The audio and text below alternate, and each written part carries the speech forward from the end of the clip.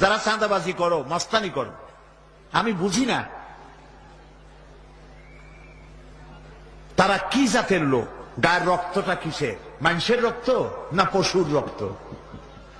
চাঁদাবাজি করতে যাও কি জন্যে? একটা মানুষ বহু টাকা বহু কষ্ট করে জমি জমা বিক্রি করে ব্যবসা করতেছে, সেখানে যাইয়া আমাদেরকে 2 লক্ষ টাকা দিতে হবে। কি চাঁদাবাজ এবং মাস্তান যারা চাঁদাবাজি করতে যাও, মানুষের কাছে খয়রাত চাও, ওই ভিক্ষা করে খাওয়া অনেক ভালো। মসজিদের সামনে একখান থাল নিয়ে বসে থাকো, যা আল্লাহর রাস্তায় খয়রাত দাও। দোকানদারের কাছ থেকে চাঁদাবাজি করা, বিল্ডিং কেউ নতুন বানাইতে পারে না, অমনি হাজির। গলায় সোনার চেন, হাতে কতগুলা আংটি, তারপরে হাতে মোবাইল, গলায় সোনার চেন। শহরের মহা উল্লুক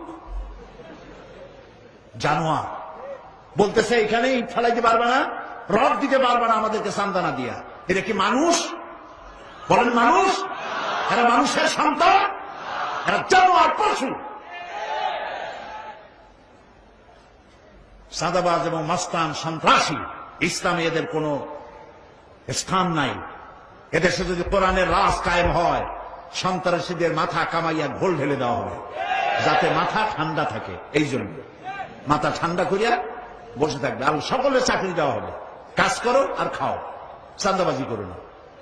শ্বশুরের কাছে চাঁদাবাজি করে, বউর কাছেও চাঁদাবাজি করে। এত বড় লক্ষ্মী ছাড়া বউরে যায় বলে আমার হিরোইন খাওয়ার পয়সা দিবি। পত্রিকা আসছে না ভাই? কত বড় শয়তান, বউর কাছে চাঁদা চায়। আল্লাহ এইসব চাঁদাবাজ, মাস্তান, অপহরণকারী আর সন্ত্রাসী জানোয়ারদের হাত থেকে আল্লাহ এই দেশকে রক্ষা করুন। বলেন আমিন। চিল্লায় বলেন আমিন।